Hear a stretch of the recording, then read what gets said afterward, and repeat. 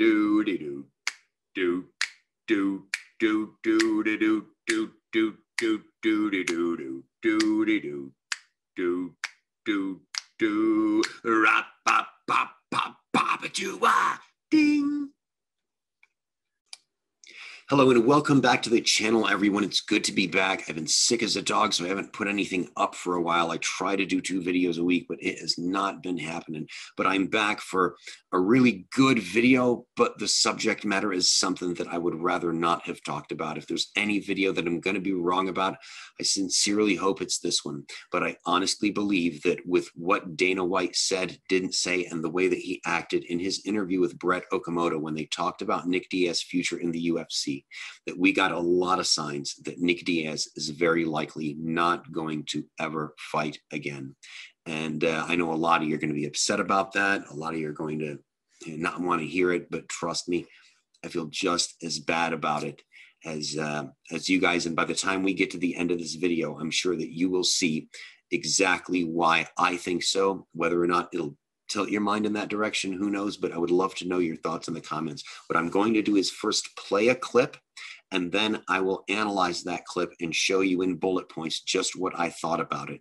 Then I will replay that clip for you guys so you can see whether or not you think what I said is correct or not, see what your own ideas might be, what you picked up about it watching it the second time, and then that will run into the next question, and then I will do the same darn thing. But before we get to doing that, we need to talk a little bit about baselines.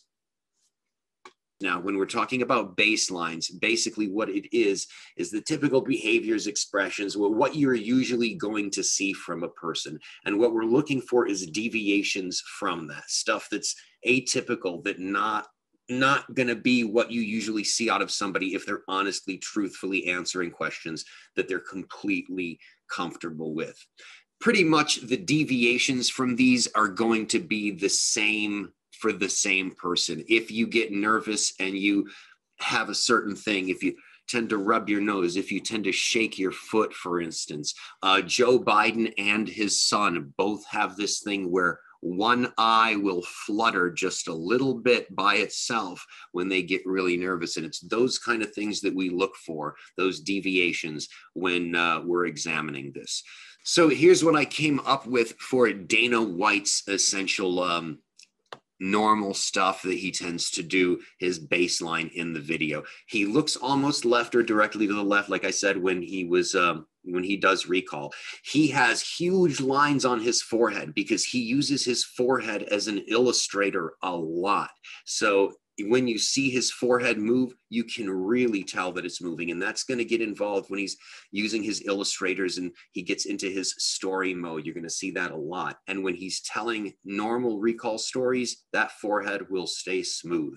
His blink rate is something to really pay attention to. He tends to blink a lot, or eye flutter, or cover his eyes, and use his eyes as, in a way, uses lids more so than hands or otherwise as blocking devices. And people will generally block their eyes when there is something they're saying or that they have to say that they don't really want to say to you.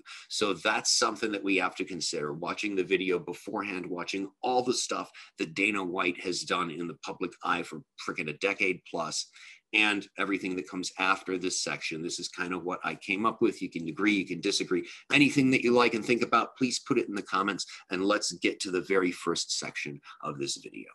A few other non-262 topics to talk about.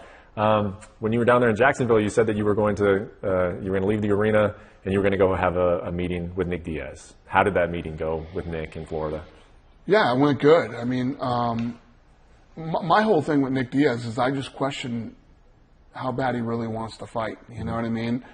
We got together, we had a great conversation, talked about, a possible comeback for him. I just, I don't know.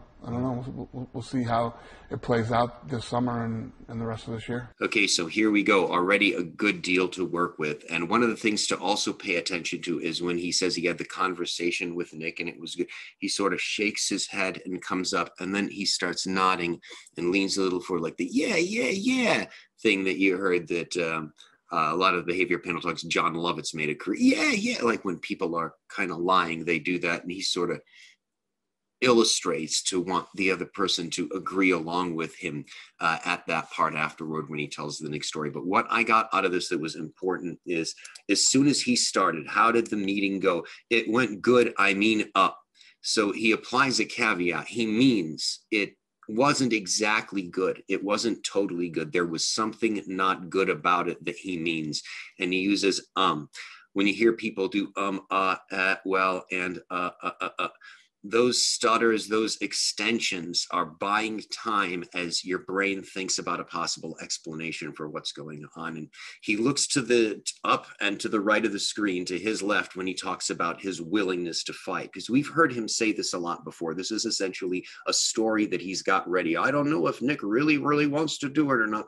And then he looks to his recall spot when he talks about they had a good conversation, but he shakes his head a bit and he talked about a possible comeback. But I thought that was possible before, and this was supposed to seal the deal. Wouldn't Nick have not met with him if he wasn't serious about fighting? You don't meet with Dana White. Dana White doesn't give you time unless he thinks you're serious enough about fighting. And I don't think Nick, after being quiet for so long, showing up at the arena and then being in a meeting with White, would have not been sure if he wants to fight. And then finally he ends with, he just doesn't know. So now that we've heard that, let's watch that again and then get into the next question and see what we see in his responses to that one. A few other non-262 topics to talk about. When you were down there in Jacksonville, you said that you were going to leave the arena and you were going to go have a meeting with Nick Diaz. How did that meeting go with Nick in Florida? Yeah, it went good. I mean, my whole thing with Nick Diaz is I just question how bad he really wants to fight. You know what I mean? We got together, we had a great conversation, talked about, a possible comeback for him. I just, I don't know. We'll see how it plays out this summer and the rest of this year. What's giving you pause? What makes you think that he's saying he wants to come back, but maybe he's not? Just the amount of time that he's taken off already. When you hear him talk about fighting, when you hear him talk about the sport, and I sit down daily or talk to daily hungry, young savages that want to, break into the top 10, become world champions, all that stuff, and Nick Diaz has done it all, seen it all. He's been in big fights. I just don't see that in him when I talk to him. Mm-hmm.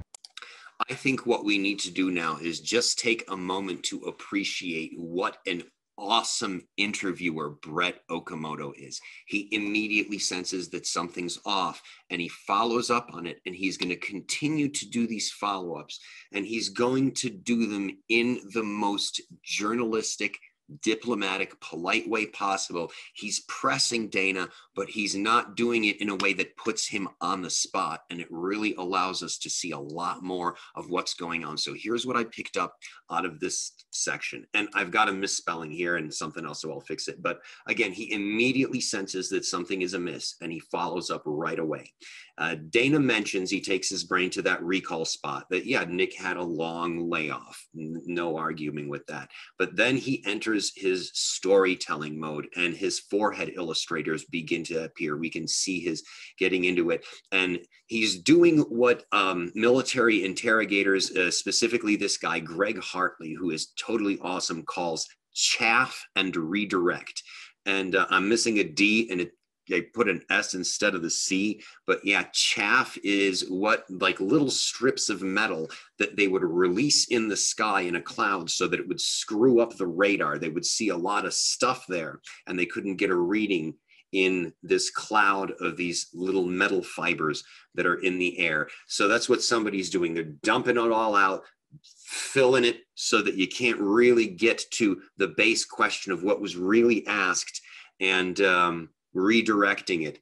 So the question that was there isn't really answered. And he goes ahead and again, he looks up into the other side, that story mode, and starts Nick has done it all, seen it all, been it all, basically cuts a commercial for Nick Diaz. And then he looks again to his recall spot, to the left of the screen, to his right. And he says he just doesn't see it in him. Well, what exactly about Nick is it that he doesn't see is okay to bring him into a fight? Let's take a look at the next question and see if we can get some more answers. What's giving you pause? What makes you think that he's saying he wants to come back, but maybe he's not? Just the amount of time that he's taken off already. When you hear him talk about fighting, when you hear him talk about the sport, and I sit down daily or talk to daily hungry, young savages that want to, break into the top 10, become world champions, all that stuff, and Nick Diaz has done it all, seen it all. He's been in big fights. I just don't see that in him when I talk to him. Mm-hmm. Would you book him a fight without really seeing that? If you felt like maybe he was taking a fight for a reason, it's tough, right? As a promoter, you can't make that decision for him. But do you have to see something out of him, I guess, before you feel comfortable giving him a fight? No, listen, he's a grown man. Mm-hmm. This guy says, I want to fight, and we agreed to a fight, and doctors say he's fit to fight. Mm-hmm. That has nothing to do with me. Cheers, Nick, to the most legendary career the combat sports will ever see. God bless you. Many happy years. This is the section that really made me realize that something is amiss terribly with Nick in terms of something medical, something beyond what was going on. This is what I have got for this one. Is he basically says, no, look, would you book that fight? Do you have to see something in him? No, look, he would book the fight. He's saying he really doesn't have to see it. This guy's a grown man. But if the doctors said it's okay, it has nothing to do with me. And the way he ends it, nothing to do with me.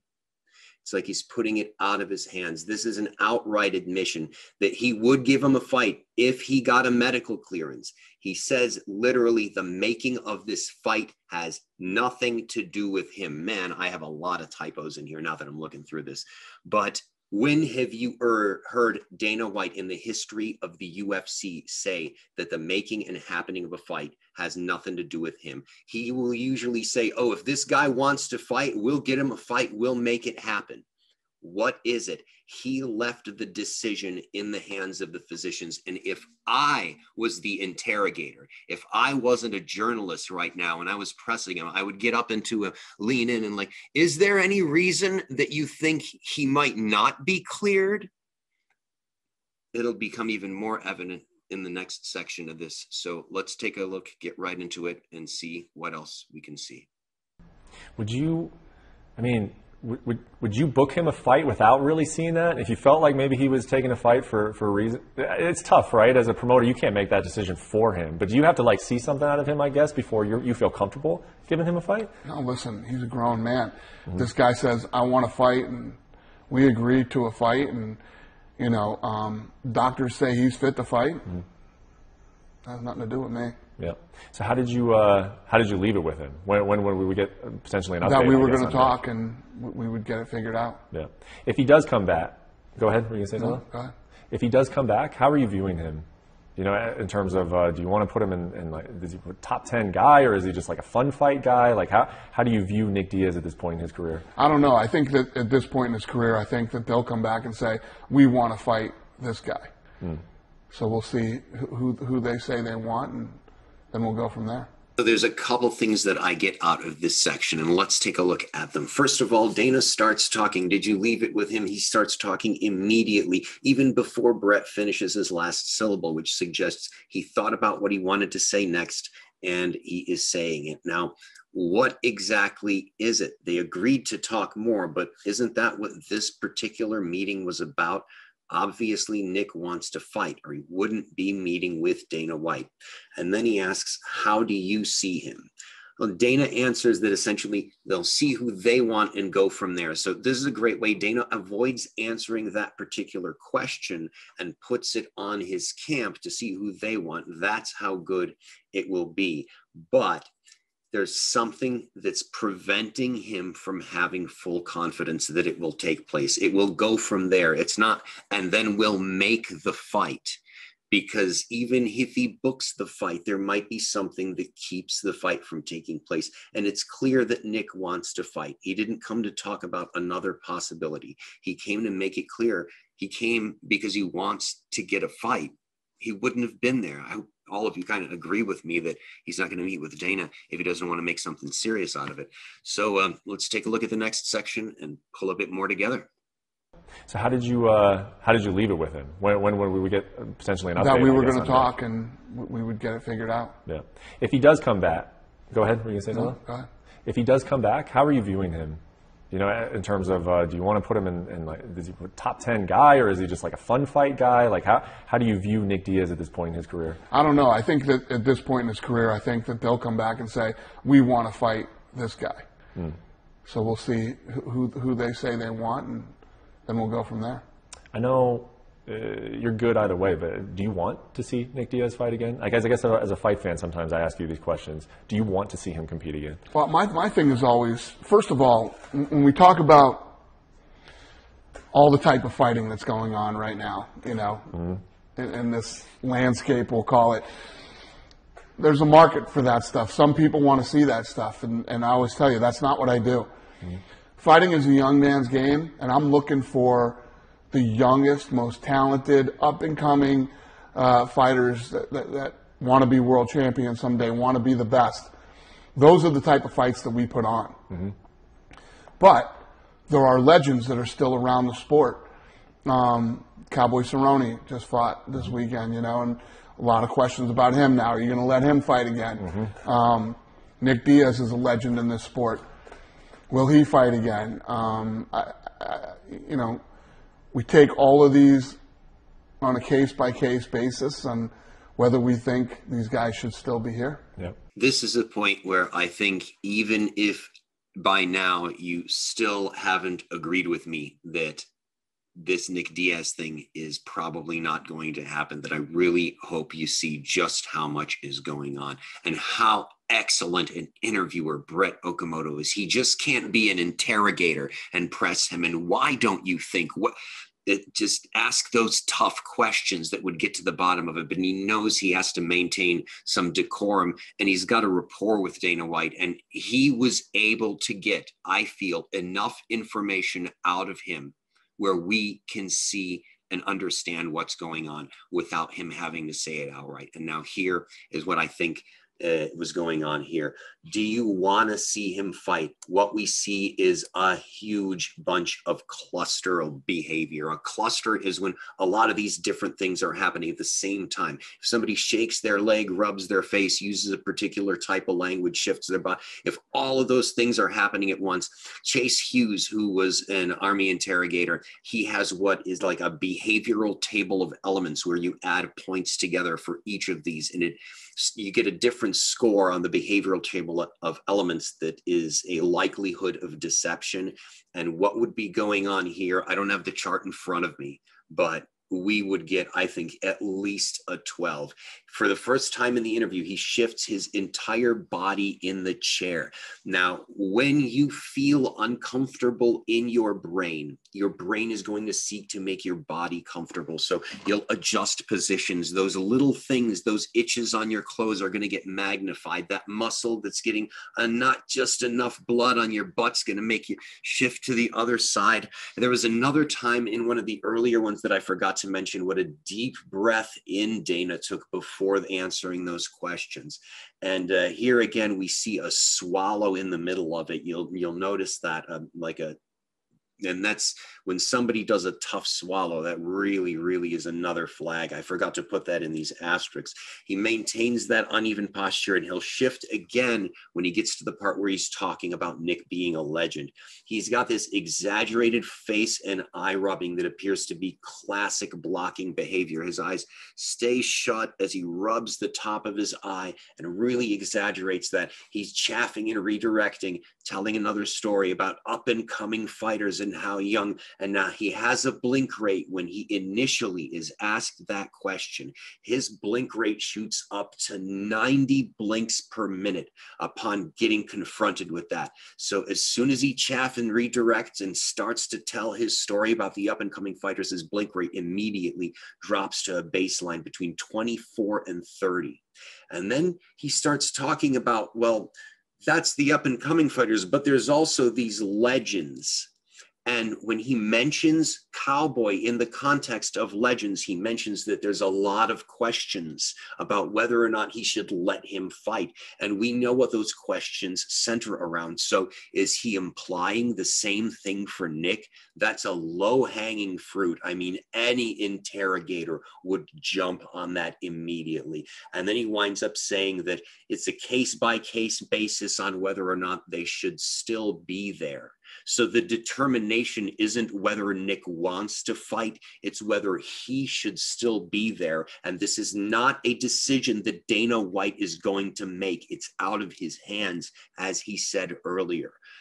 He never answers the question about whether or not he wants him to be there. So let's take a look at this again now, keeping all of these things in mind, and then we'll come and wrap it up for a conclusion. I know you're good either way, but do you want to see Nick Diaz fight again? I guess as a fight fan, sometimes I ask you these questions. Do you want to see him compete again? Well, my thing is always, first of all, when we talk about all the type of fighting that's going on right now, you know, in this landscape, we'll call it, there's a market for that stuff. Some people want to see that stuff, and I always tell you, that's not what I do. Fighting is a young man's game, and I'm looking for the youngest, most talented, up-and-coming fighters that want to be world champions someday, want to be the best. Those are the type of fights that we put on. But there are legends that are still around the sport. Cowboy Cerrone just fought this weekend, you know, and a lot of questions about him now. Are you going to let him fight again? Nick Diaz is a legend in this sport. Will he fight again? You know, we take all of these on a case-by-case basis on whether we think these guys should still be here. Yep. And there we have it. So thank you, Brett, for a truly awesome interview. Thank you, Dana, for being as honest as you could possibly be and getting across things that maybe you'll agree with me, maybe you won't. But those are my honest feelings. And I hope all of you come to your own conclusions, and I would love to see what they are in the comments section. Please, if you got anything out of this, click the like and subscribe buttons. I guarantee if you watch these videos every week for a year, your life will be so much more tuned in to just what the people around you are thinking and how simple questions that you ask them can make them feel in the slightest bit uncomfortable by how often their eyes blink and to which direction they turn their heads. So pay attention, folks. And a lot of this stuff is exactly what those, hey, get any chick you want type salesmen. Chase Hughes, as a matter of fact, wrote one of those darn manuals on it. So it will also help you in your personal life. I promise. I'm also a life coach. No, wouldn't dare do that. But it is with a definitive, I'm trying to kind of get light about things, because it really does make me sad that I have to come to this conclusion. And I would give like 3-to-1 odds if I was a Vegas betting. I would say there's at least a 75% chance, if there's something that Dana sees about Nick that is giving him these kind of doubts. And this is a man that's like, he runs the business. There is not a promoter on the globe that is better than Dana White at what he does. And I just, it really makes me sad about Nick. And Nick, thank you for all the years that you've given us, all the blood that you've shed, all the sweat that you've poured onto the mat, all of the hours that you've put in, all of the laps that you've run, all of the miles that you've traversed and swam on bike. Nick, thanks. I can't commend your career enough and what you've done, not only for me, but for fighters, by taking it on the nose, by being the sacrificial lamb. If you're not the GOAT, you're the sacrificial lamb that opened the doors for all fighters to be able to live their personal lives how they want to. I mean, you're one of the most monumental people that will ever have their hands in the sport. And for a career like that, I genuinely thank you. And thanks to all of you for watching. Please tune in next time for another video. Click the like and subscribe, and be sure to hit the bell. Cheers, ta-ta, farewell, always the best to all of you. Take care.